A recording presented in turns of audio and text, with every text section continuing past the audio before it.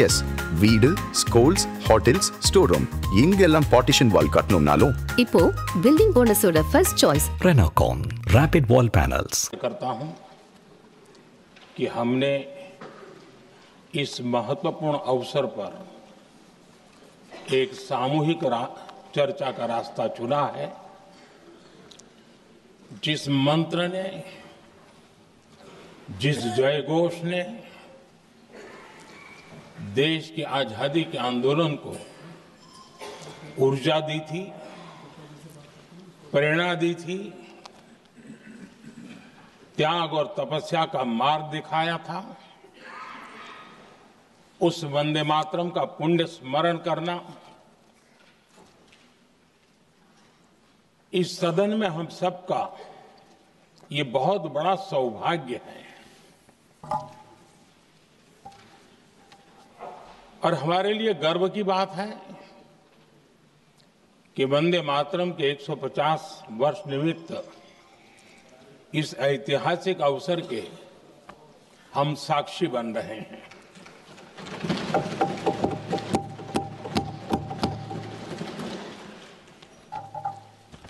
एक ऐसा कालखंड जो हमारे सामने इतिहास की अनगिनत घटनाओं को अपने सामने लेकर के आता है। ये चर्चा सदन की प्रतिबद्धता को तो प्रकट करेंगी, लेकिन आने वाली पीढ़ियों के लिए भी, दर पीढ़ी के लिए भी ये शिक्षा का कारण बन सकती है, अगर हम सब मिलकर के इसका सदुपयोग करें तो। आदरणीय अध्यक्ष जी, एक ऐसा कालखंड है जब इतिहास के कई प्रेरक अध्याय फिर से हमारे सामने उजागर हुए हैं।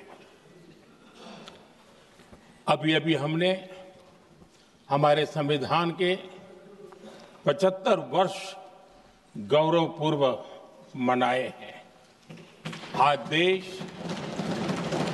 सरदार वल्लभ भाई पटेल की और भगवान बिरसा मुंडा की 150वीं जयंती भी मना रहा है। और अभी अभी हमने गुरु तेग बहादुर के 350वां बलिदान दिवस भी मनाया। और आज हम वंदे मातरम की 150 वर्ष निमित्त सदन की एक सामूहिक ऊर्जा को, उसकी अनुभूति करने का प्रयास कर रहे हैं। वंदे मातरम 150 वर्ष की यात्रा अनेक पड़ावों से गुजरी है, लेकिन आदरणीय अध्यक्ष जी, वंदे मातरम का जब 50 वर्ष हुए तब देश गुलामी में जीने के लिए मजबूर था। और वंदे मातरम के 100 साल हुए तब देश आपातकाल की जंजीरों में जकड़ा हुआ था।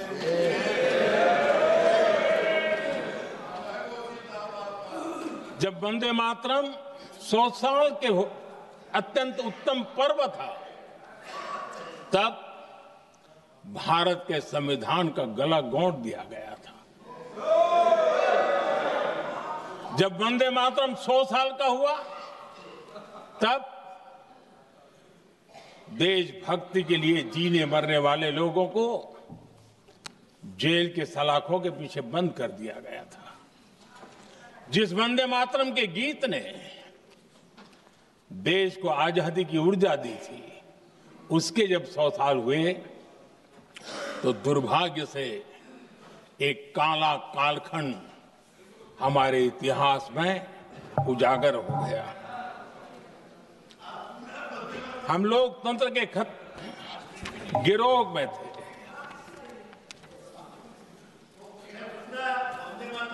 आदरणीय अध्यक्ष जी, 150 वर्ष उस महान अध्याय को,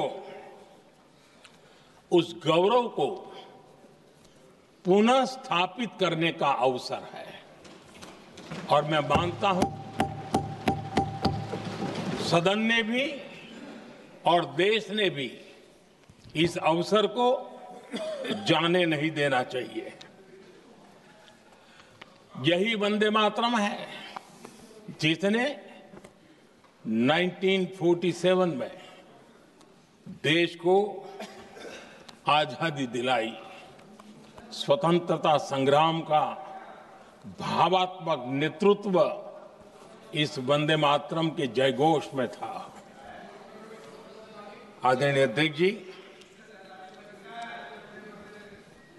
आपके समक्ष आज जब मैं वंदे मातरम 150 निमित्त चर्चा के लिए आरंभ करने खड़ा हुआ हूं, यहां कोई पक्ष प्रतिपक्ष नहीं है, क्योंकि हम सब यहां जो बैठे हैं एक्चुअली हमारे लिए रण स्वीकार करने का अवसर है कि जिस वंदे मातरम के कारण लक्षावधि लोग आजादी का आंदोलन चला रहे थे और उसी का परिणाम है कि आज हम सब यहां बैठे हैं। और इसलिए हम सभी सांसदों के लिए, हम सभी जनप्रतिनिधियों के लिए वंदे मातरम के रण स्वीकार करने का ये पावन पर्व है।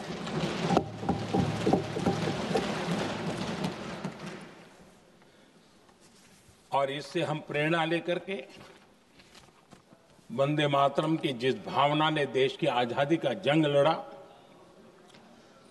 उत्तर दक्षिण पूर्व पश्चिम पूरा देश एक स्वर से वंदे मातरम बोल के आगे बढ़ा। फिर से एक बार अवसर है, आओ हम सब मिल के चले, देश को साथ लेके चले।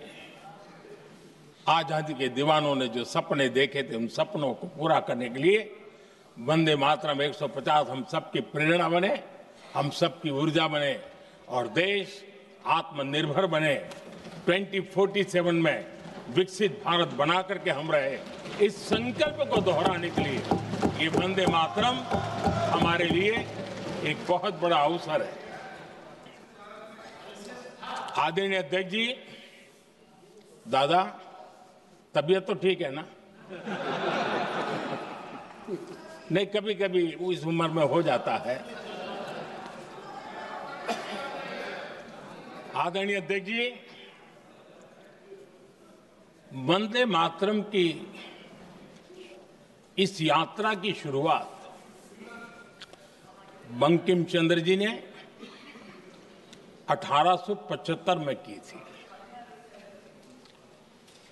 और गीत ऐसे समय लिखा गया था जब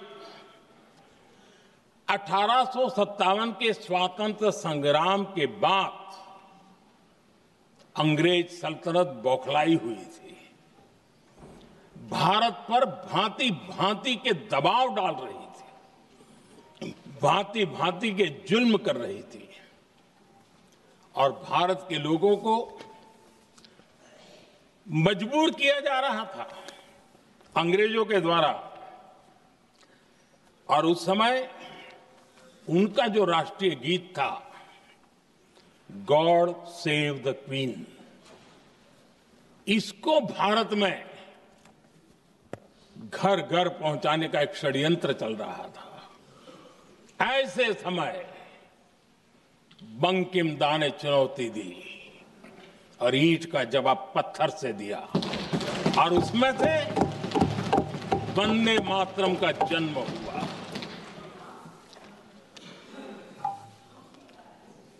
इसके कुछ वर्ष बाद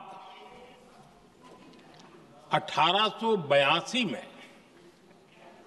जब उन्होंने आनंद मठ लिखा तो इस गीत का उसमें समावेश किया गया। आदरणीय अध्यक्ष जी, वंदे मातरम ने उस विचार को पुनर्जीवित किया था जो हजारों वर्ष से भारत की रग रग में रचा बसा था। उसी भाव को, उसी संस्कारों को, उसी संस्कृति को, उसी परंपरा को उन्होंने बहुत ही उत्तम शब्दों में, उत्तम भाव के साथ वंदे मातरम के रूप में हम सबको बहुत बड़ी सौगात दी थी। वंदे मातरम ये सिर्फ केवल राजनीतिक आजादी की लड़ाई का मंत्र नहीं था। सिर्फ हम अंग्रेज जाए और हम खड़े हो जाए, अपने राह पर चले, इतने मात्र तक वंदे मातरम प्रेरित नहीं करता था, उससे कहीं आगे था। आजादी की लड़ाई इस मातृभूमि को मुक्त कराने का भी जंग था। अपनी मां भारती को उन बेड़ियों से मुक्ति दिलाने का एक पवित्र जंग था। और वंदे मातरम की पृष्ठभूमि हम देखें, उसके संस्कार सरिता देखें, तो हमारे यहां वेद काल से एक बात बार बार हमारे सामने आई है। जब वंदे मातरम कहते हैं तो वही वेद काल की बात हमें याद आती है। वेद काल से कहा गया है, माता भूमि ही पुत्रो अहम पृथिव्याः, अर्थात ये भूमि मेरी माता है और मैं पृथ्वी का पुत्र हूं। आदरणीय अध्यक्ष जी, यही वो विचार है जिसको प्रभु श्री राम ने भी लंका के वैभव को छोड़ते हुए कहा था, जननी जन्मभूमिश्च स्वर्गादपि गरीयसी।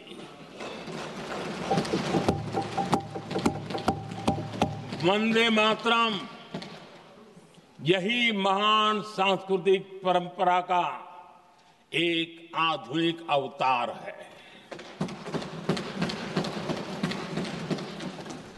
आदरणीय अध्यक्ष जी, बंकिम दा ने जब वंदे मातरम की रचना की तो स्वाभाविक ही वो स्वतंत्रता आंदोलन का स्वर बन गया। पूरब से पश्चिम, उत्तर से दक्षिण, वंदे मातरम हर भारतीय का संकल्प बन गया।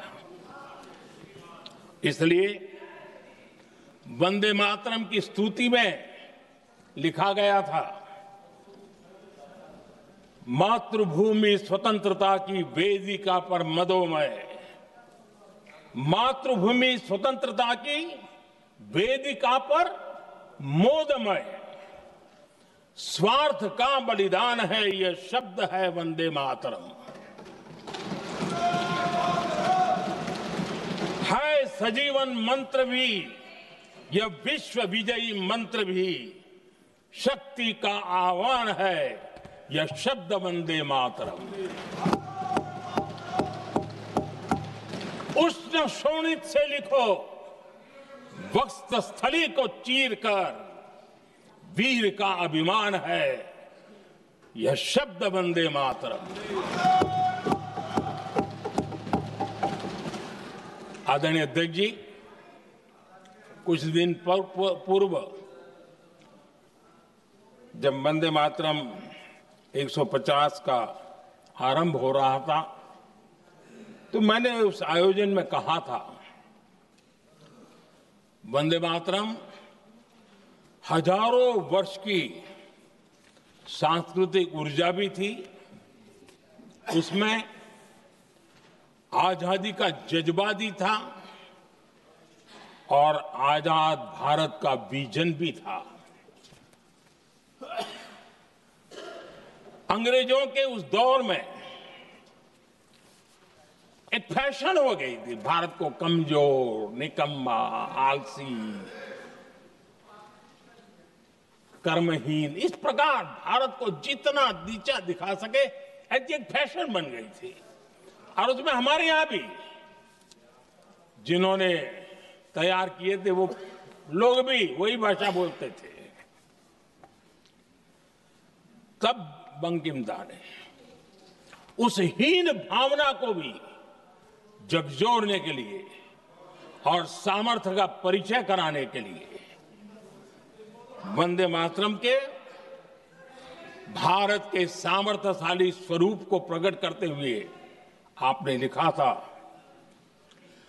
तम ही दुर्गा दश प्रहरण धारिणी, कमला कमल दल विहारिणी, वाणी विद्या दायिनी, नमामि त्वाम नमामि कमलाम, अमलाम अतुलाम, सुजलाम सुफलाम, मातरम वंदे मातरम।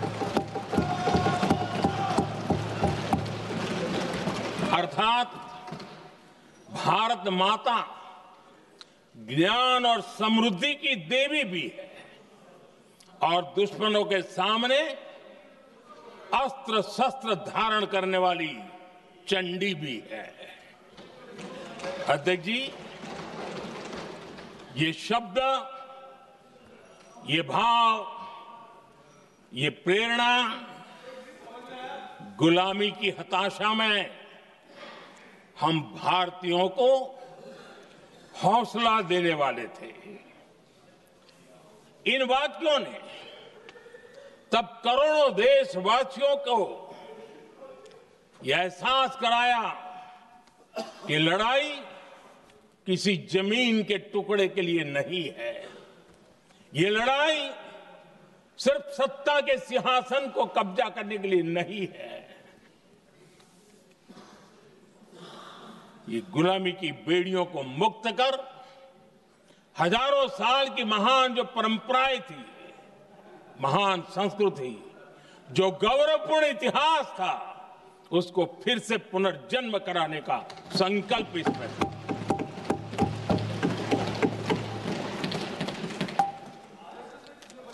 आदरणीय अध्यक्ष जी,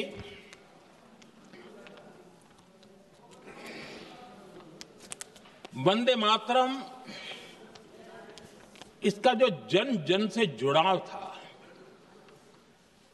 ये हमारे स्वतंत्र संग्राम की एक लंबी गाथा अभिव्यक्त होती है। आदरणीय अध्यक्ष जी, जब भी जैसे किसी नदी की चर्चा होती है, चाहे सिंधु हो, सरस्वती हो, कावेरी हो, गोदावरी हो, गंगा हो, यमुना हो,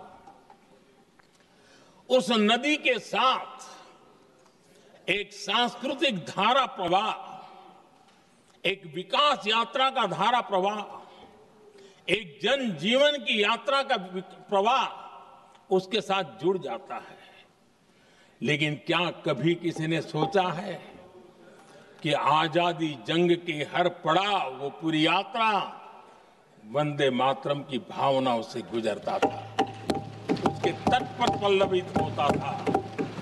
ऐसा भाव काव्य शायद दुनिया में कहीं उपलब्ध नहीं होगा। आदरणीय अध्यक्ष जी,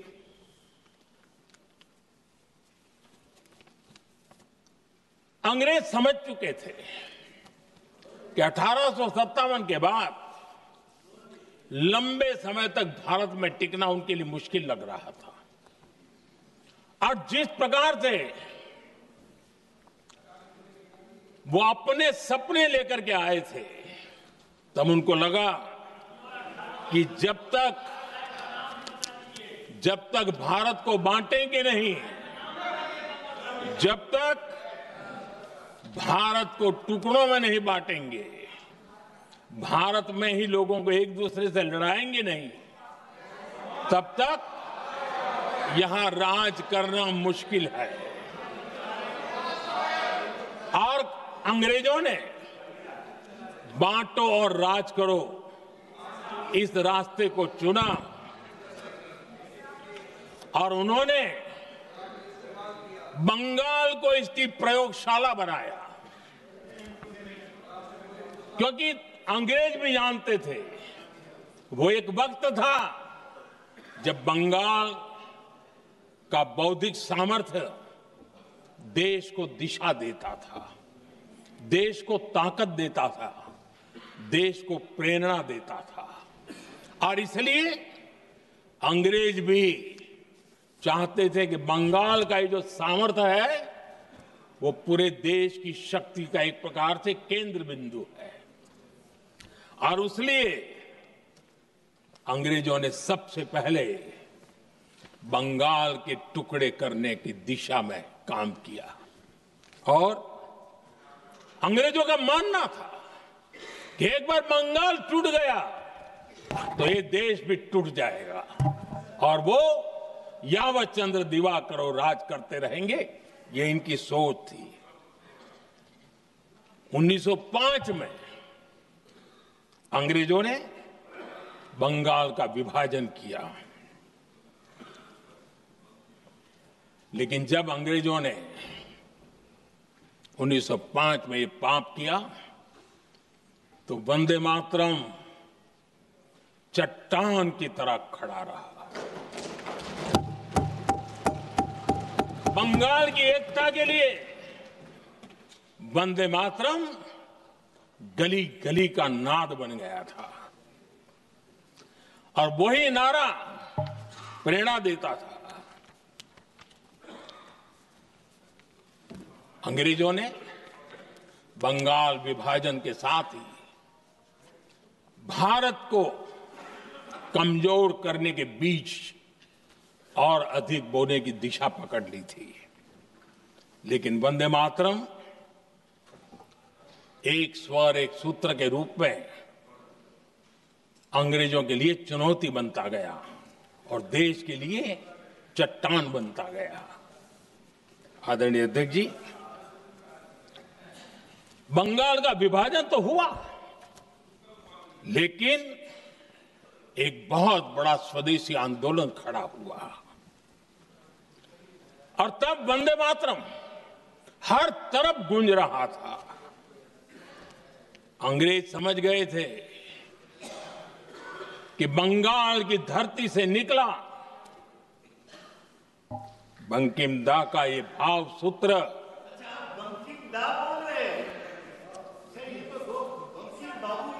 बंकिम बाबू बोले। अच्छा, thank you thank you thank you thank you thank you, आपकी भावनाओं के लिए मैं आदर करता हूं। बंकिम बाबू ने थैंक यू दादा, थैंक यू। हाँ, आपको तो दादा कह सकता हूं ना, वरना उसमें भी आपको इतराज हो जाएगा। बंकिम बाबू ने ये जो भाव विश्व तैयार किया था, उनके भाव गीत के द्वारा उन्होंने अंग्रेजों को हिला दिया और अंग्रेजों ने देखिए कितनी कमजोरी होगी और इस गीत की ताकत कितनी होगी। अंग्रेजों ने उसको कानूनी रूप से प्रतिबंध लगाने के लिए मजबूर होना पड़ा था। गाने पर सजा, छापने पर सजा, इतना ही नहीं, वंदे मातरम शब्द बोलने पर भी सजा। इतने कठोर कानून लागू कर दिए गए थे। हमारे देश की आजादी के आंदोलन में सैकड़ों महिलाओं ने नेतृत्व किया, लक्षावधि महिलाओं ने योगदान दिया। एक घटना का मैं जिक्र करना चाहता हूं। 22 साल में वंदे मातरम गाने पर सर्वाधिक जुल्म हुए थे। वो बारीसाल आज भारत का हिस्सा नहीं रहा है और उस समय बारीसाल की हमारी माताएं, बहनें, बच्चे मैदान में उतरी थी वंदे मातरम के स्वाभिमान के लिए। इस प्रतिबंध के विरोध में लड़ाई के मैदान में उतरी थी और तब बारीसाल की एक वीरांगना श्रीमती सरोजिनी बोस, जिन्होंने उस जमाने में वहां की भावना को देखिए और उन्होंने कहा था कि वंदे मातरम जो प्रतिबंध लगा है, जब तक ये प्रतिबंध नहीं हटता है मैं अपनी चूड़ियां जो पहनती हूं निकाल दूंगी। भारत में वो एक जमाना था, चूड़ी निकालना यानी महिला के जीवन की बहुत बड़ी घटना हुआ करती, लेकिन उनके लिए वंदे मातरम की वो भावना थी। उन्होंने अपनी सोने की चूड़ियां, जब तक वंदे मातरम प्रतिबंध नहीं हटेगा मैं दोबारा नहीं धारण करूंगी, ऐसा बड़ा व्रत ले लिया था। हमारे देश के बालक भी पीछे नहीं रहे थे। उनको कोड़े की सजा होती थी, छोटी छोटी उम्र में उनको जेल में बंद कर दिया जाता। और उन दिनों खास करके बंगाल की गलियों में लगातार वंदे मातरम के लिए प्रभात फेरियां निकलती थी। अंग्रेजों के नाक को दम कर दिया था। और उस समय गीत गूंजता था बंगाल में, जाए जाबे जीवोनो चोले, जाए जाबे जीवोनो चोले, जोगो तो माजे तोमार काजे वंदे मातरम बोले। अर्थात हे मां, संसार में तुम्हारा काम करते और वंदे मातरम कहते जीवन भी चला जाए तो वो जीवन भी धन्य है। ये बंगाल की गलियों में बच्चे कह रहे हैं। ये गीत उन बच्चों की हिम्मत का स्वर था और उन बच्चों की हिम्मत ने देश को हिम्मत दी थी। बंगाल की गलियों से निकली आवाज देश की आवाज बन गई थी।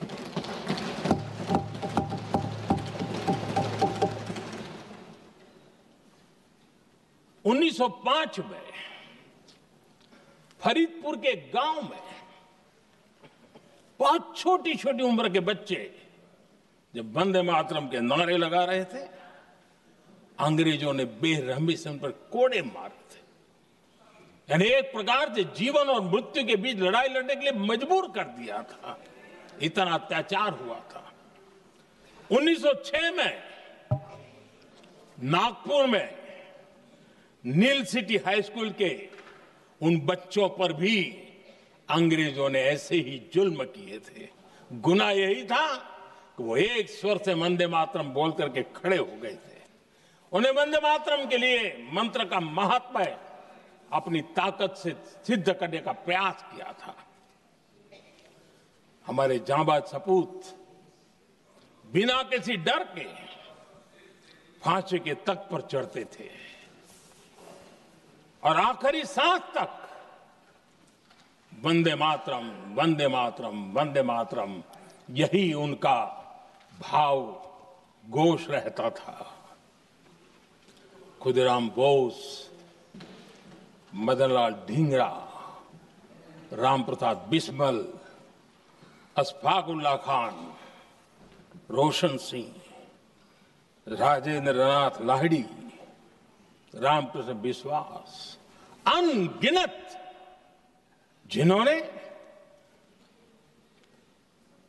वंदे मातरम कहते कहते फांसी के फंदे को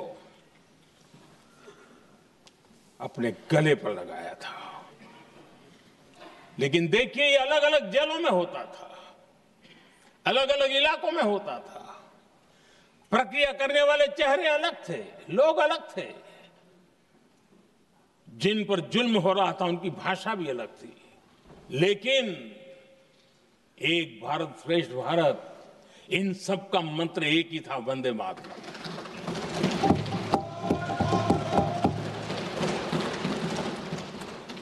चटगांव की स्वराज क्रांति, जिन युवाओं ने अंग्रेजों को चुनौती दी, वे भी इतिहास के चमकते हुए नाम है।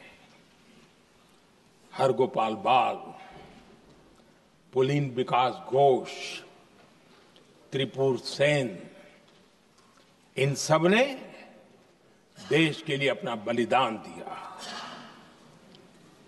मास्टर सूर्यसेन को 1934 में जब फांसी दी गई, तब उन्होंने अपने साथियों को एक पत्र लिखा और पत्र में एक ही शब्द की गूंज थी और वो शब्द था वंदे मातरम।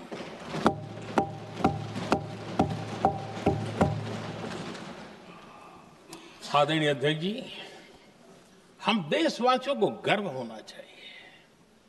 दुनिया के इतिहास में कहीं पर भी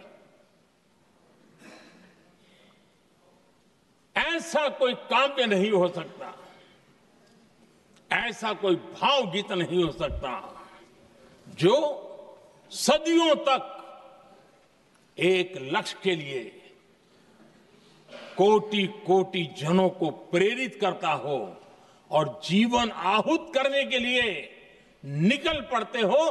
दुनिया में ऐसा कोई भावगीत नहीं हो सकता जो वंदे मातरम। पूरे विश्व को पता होना चाहिए कि गुलामी के कालखंड में भी ऐसे लोग हमारे यहां पैदा होते थे जो इस प्रकार के भावगीत की रचना कर सकते थे। ये विश्व के लिए अजूबा है, हमें गर्व से कहना चाहिए, तब दुनिया भी मानना शुरू करेगी। ये हमारी स्वतंत्रता का मंत्र था, ये बलिदान का मंत्र था, ये ऊर्जा का मंत्र था, ये सात्विकता का मंत्र था, ये समर्पण का मंत्र था, ये त्याग और तपस्या का मंत्र था, संकटों को सहने का सामर्थ्य देने का ये मंत्र था, और वो मंत्र वंदे मातरम था। और इसलिए गुरुदेव रविंद्रनाथ टैगोर ने लिखा था, उन्होंने लिखा था, एकी सूत्रे बांधी आछी सोहोस्टोटी मौन, एक ही कार्य सौंपी आची सहस्त्र जीवन वंदे मातरम। अर्थात एक सूत्र में बंधे हुए सहस्त्र मन, एक ही कार्य में अर्पित सहस्त्र जीवन वंदे मातरम। ये रविंद्रनाथ टैगोर जी ने लिखा। आदरणीय अध्यक्ष जी, उसी कालखंड में वंदे मातरम की रिकॉर्डिंग दुनिया के अलग अलग भागों में पहुंची और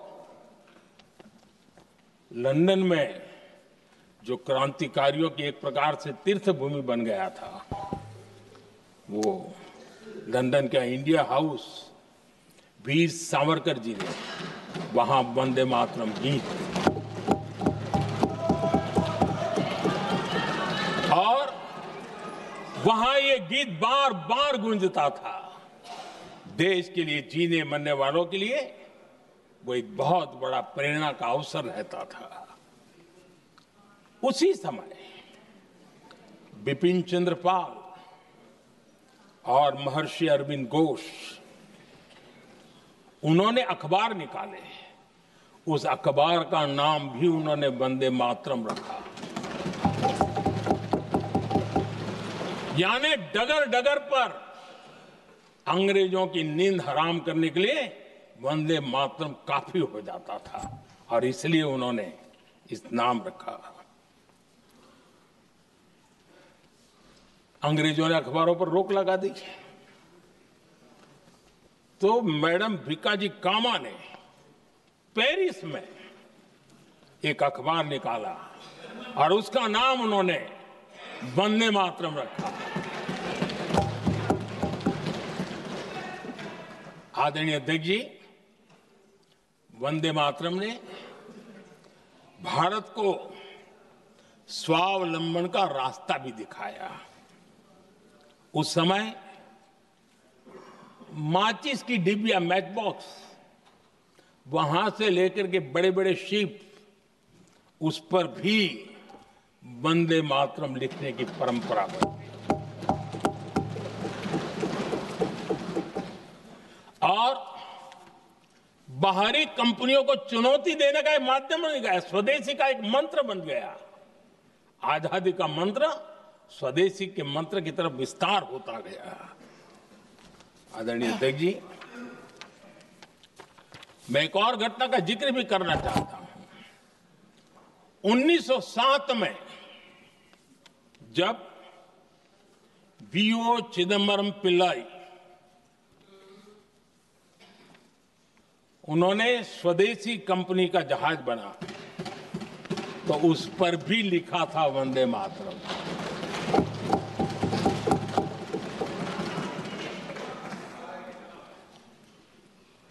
राष्ट्र कवि सुब्रमण्य भारती ने वंदे मातरम को तमिल में अनुवाद किया, स्तुति गीत लिखे।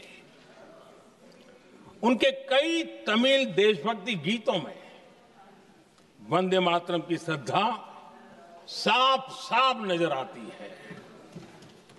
शायद सभी लोगों को, हो सकता है तमिलनाडु के लोगों को पता हो, लेकिन सभी लोगों को यह बात का पता न हो कि भारत का ध्वज गीत वी सुब्रमण्यम भारती ने ही लिखा था। उस ध्वज गीत का वर्णन जिस पर वंदे मातरम लिखा हुआ था, तमिल में इस ध्वज गीत का शीर्षक था ताइन माणी कोड़ी पारीर, ताळंदु पणिंदु पुलहिंद्रु वारीर। अर्थात देश प्रेमियों, दर्शन कर लो, सविनय अभिनंदन कर लो, मेरी मां की दिव्य ध्वजा का वंदन कर लो।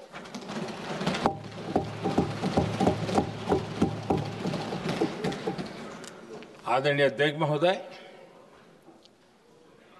मैं आज इस सदन में वंदे मातरम पर महात्मा गांधी की भावनाएं क्या थी वो भी रखना चाहता हूं। दक्षिण अफ्रीका से प्रकाशित एक साप्ताहिक पत्रिका निकलती थी, इंडियन ओपिनियन, और इस इंडियन ओपिनियन में महात्मा गांधी ने 2 दिसंबर 1905 जो लिखा था उसको मैं कोट कर रहा हूं। उन्होंने लिखा था, महात्मा गांधी ने लिखा था, गीत वंदे मातरम जिसे बंकिम चंद्र ने रचा है, पूरे बंगाल में अत्यंत लोकप्रिय हो गया है। स्वदेशी आंदोलन के दौरान बंगाल में विशाल सभाएं हुई जहां लाखों लोग इकट्ठा हुए और बंकिम का यह गीत गाया। गांधी जी आगे लिखते हैं, ये बहुत महत्वपूर्ण है। वो लिखते हैं, ये 1905 की बात है। उन्होंने लिखा, यह गीत इतना लोकप्रिय हो गया है जैसे ये हमारा नेशनल एंथम बन गया है।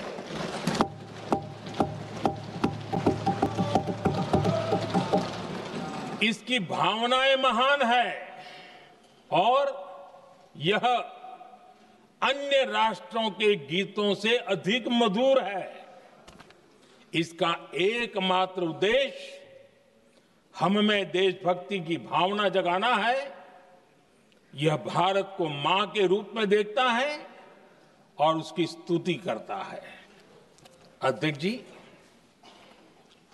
जो वंदे मातरम 1905 में महात्मा गांधी को नेशनल एंथम के रूप में दिखता था, देश के हर कोने में, हर व्यक्ति के जीवन में जो भी देश के लिए जीता जानता, देश के लिए जागता था, उन सब के लिए वंदे मातरम की ताकत बहुत बड़ी थी। वंदे मातरम इतना महान था, जिसकी भावना इतनी महान थी, तो फिर पिछली सदी में इसके साथ इतना बड़ा अन्याय क्यों हुआ?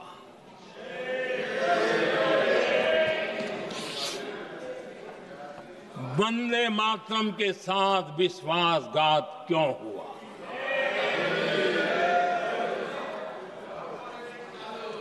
ये अन्याय क्यों हुआ? वो कौन सी ताकत थी जिसकी इच्छा खुद पूज्य बापू की भावनाओं पर भी भारी पड़ गई, जिसने वंदे मातरम जैसी पवित्र भावना को भी विवादों में घसीट दिया। मैं समझता हूं कि आज जब हम वंदे मातरम के 150 वर्ष का पर्व मना रहे हैं, चर्चा कर रहे हैं, तो हमें उन परिस्थितियों को भी हमारी नई पीढ़ियों को जरूर बताना हमारा दायित्व है,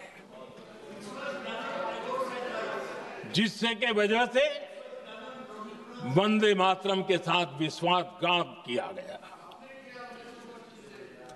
वंदे मातरम के प्रति मुस्लिम लीग की विरोध की राजनीति तेज होती जा रही थी। मोहम्मद अली जिन्ना ने लखनऊ से 15 अक्टूबर 1937 को वंदे मातरम के विरुद्ध का नारा बुलंद किया। फिर कांग्रेस के तत्कालीन अध्यक्ष जवाहरलाल नेहरू को अपना सिंहासन डोलता दिखा। बजाय कि नेहरू जी मुस्लिम लीग के आधारहीन बयानों को तगड़ा जवाब देते, करारा जवाब देते, मुस्लिम लीग के बयानों की निंदा करते,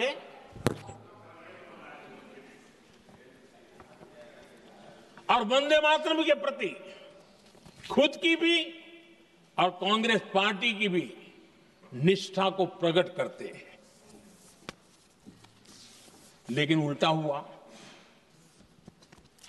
वो ऐसा क्यों कर रहे, वो तो पूछा ही नहीं, न जाना। लेकिन उन्होंने वंदे मातरम की ही पड़ताल शुरू कर दी।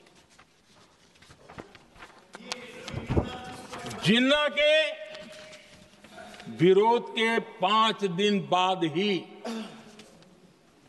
20 अक्टूबर को नेहरू जी ने नेताजी सुभाष बाबू को चिट्ठी लिखी। उस चिट्ठी में जिन्ना की भावना से नेहरू जी अपनी सहमति जताते हुए कि वंदे मातरम की, ये जो उन्होंने सुभाष बाबू को लिखा है, वंदे मातरम की आनंद मठ वाली पृष्ठभूमि मुसलमानों को इरिटेट कर सकती है। मैं नेहरू जी का कोट पढ़ता हूं। नेहरू जी कहते हैं, मैंने वंदे मातरम गीत का बैकग्राउंड पढ़ा है। नेहरू जी फिर लिखते हैं, मुझे लगता है कि ये जो बैकग्राउंड है, इससे मुस्लिम भड़केंगे। साथियों, इसके बाद कांग्रेस की तरफ से बयान आया कि 26 अक्टूबर से कांग्रेस कार्य समिति की एक बैठक कोलकाता में होगी, जिसमें वंदे मातरम के उपयोग की समीक्षा की जाएगी। बंकिम बाबू का बंगाल, बंकिम बाबू का कोलकाता, और उसको चुना गया और वहां पर समीक्षा करना तय किया। पूरा देश हतप्रभ था, पूरा देश हैरान था। पूरे देश में देशभक्तों ने इस प्रस्ताव के विरोध में देश के कोने कोने में प्रभात फेरियां निकाली, वंदे मातरम गीत गाया। लेकिन देश का दुर्भाग्य कि 26 अक्टूबर को कांग्रेस ने वंदे मातरम पर समझौता कर लिया।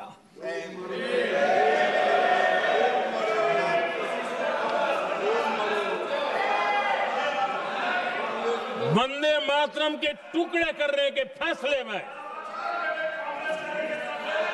वंदे मातरम के टुकड़े कर दिए। उस फैसले के पीछे नकाब ये पहना गया, चोला ये पहना गया कि ये तो सामाजिक सद्भाव का काम है। लेकिन इतिहास इस बात का गवाह है कि कांग्रेस ने मुस्लिम लीग के सामने घुटने टेक दिए और मुस्लिम लीग के दबाव में किया।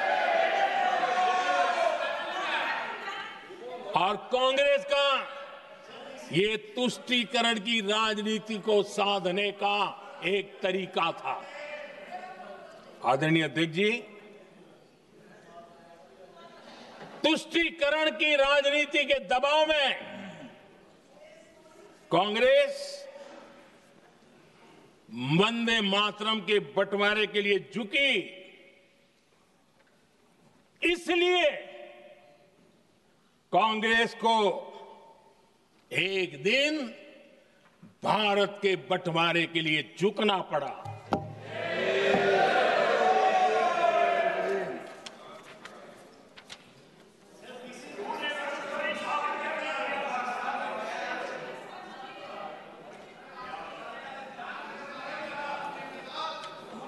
मुझे लगता है कांग्रेस ने आउटसोर्स कर दिया है।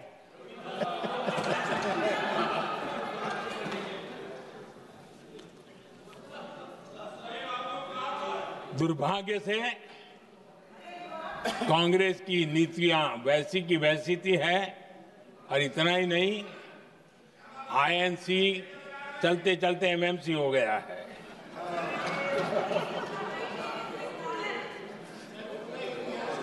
आज भी कांग्रेस और उसके साथी और जिन जिन के नाम साथ कांग्रेस जुड़ा हुआ है, सब वंदे मातरम पर विवाद खड़ा करने की कोशिश करते हैं।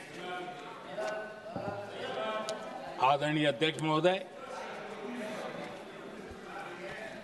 किसी भी राष्ट्र का चरित्र, उसकी जीवटता, उसके अच्छे कालखंड से ज्यादा जब चुनौतियों का कालखंड होता है, जब संकटों का कालखंड होता है, तब प्रकट होती है, उजागर होती है और सच्चे अर्थ में कसौटी से कसी जाती है। जब कसौटी का काल आता है, तब ही ये सिद्ध होता है कि हम कितने दृढ़ हैं, कितने सशक्त हैं, कितने सामर्थ्यवान हैं। 1947 में देश आजाद होने के बाद देश की चुनौतियां बदली, देश की प्राथमिकताएं बदली, लेकिन देश का चरित्र, देश की जीवटता वही रही, वही प्रेरणा मिलती रही। भारत पर जब जब संकट आए, देश हर बार वंदे मातरम की भावना के साथ आगे बढ़ा।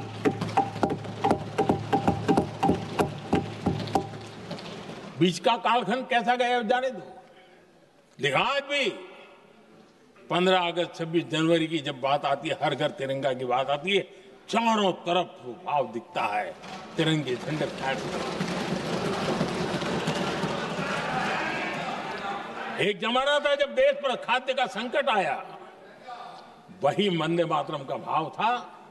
मेरे देश के किसानों ने अंदर के भंडार भर दिए और इसके पीछे भाव वही है, वंदे मातरम।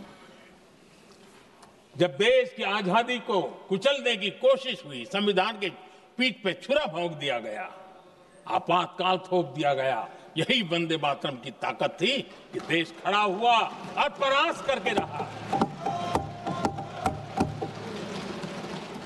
देश पर जब भी युद्ध थोपे गए, देश को जब भी संघर्ष की नौबत आई, यही वंदे मातरम का भाव था। देश का जवान सीमाओं पर अड़ गया और मां भारती का झंडा फहराता रहा, विजय से प्राप्त कर।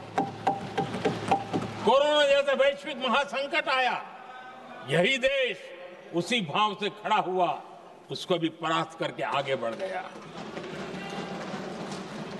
आदरणीय अध्यक्ष जी, यह राष्ट्र की शक्ति है, यह राष्ट्र को भावनाओं से जोड़ने वाला सामर्थ्यवान एक ऊर्जा प्रवाह है, ये चेतना प्रवाह है, ये संस्कृति की अविरल धारा का प्रतिबिंब है, उसका प्रकटीकरण है। ये वंदे मातरम हमारे लिए सिर्फ स्मरण करने का काल नहीं, एक नई ऊर्जा, नई प्रेरणा का लेने का काल बन जाए और हम उसके लिए प्रति समर्पित होते चले। और मैंने पहले कहा, हम लोगों पर तो कर्ज है वंदे मातरम का। वही वंदे मातरम है जिसने वो रास्ता बनाया, जिस रास्ते से हम यहां पहुंचे हैं, और इसलिए हमारा कर्ज बनता है।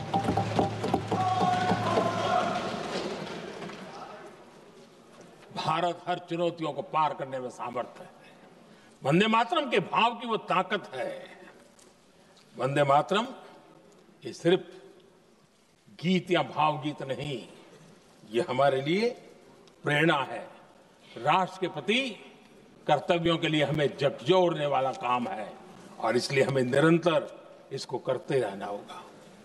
हम आत्मनिर्भर भारत का सपना लेकर के चल रहे हैं, इसको पूरा कर रहा है। वंदे मातरम हमारी प्रेरणा है। हम स्वदेशी आंदोलन को ताकत देना चाहते हैं। समय बदला होगा, रूप बदले होंगे, लेकिन पूज्य गांधी ने जो भाव व्यक्त किया था, उस भाव की ताकत आज भी मौजूद है और वंदे मातरम हमें जोड़ता है। देश के महापुरुषों का सपना था स्वतंत्र भारत का। देश की आज की पीढ़ी का सपना है समृद्ध भारत का। आजाद भारत का सपने को सिंचा था वंदे भारत की भावना है, वंदे मातरम की भावना ने। समृद्ध भारत के सपने को सिंचेगा वंदे मातरम की भावना। उसी भावना को लेकर के हमें आगे चलना है और हमें आत्मनिर्भर भारत बनाना। 2047 में देश विकसित भारत बन के रहे।